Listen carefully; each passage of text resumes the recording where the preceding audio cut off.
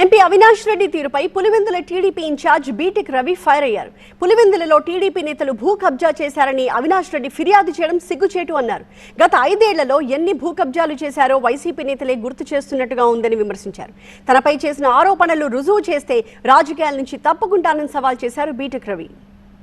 MP Avinash Reddy గారు RDO ఆఫీసుకు పోయి తర్వాత తెలుగుదేశం వాళ్ళు ఏదో భూ కబ్జాలు చేసినట్టు అదంతా అక్కడ పోయి కంప్లైంట్ చేసినట్లు తర్వాత వార్తల్లో చూసాం.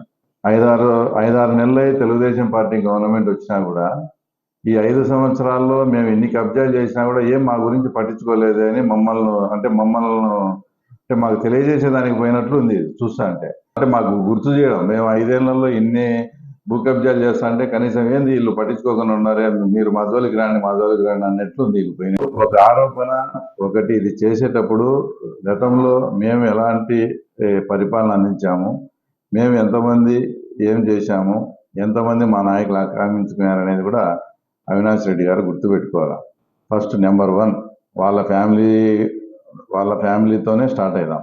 మీ కుటుంబ సభ్యులు, మీకు సొంతం అన్నగారైనటువంటి వాళ్ళు తొండూరు మండలంలో దాదాపు చిన్నకత్తెరపల్లి రూటులో 200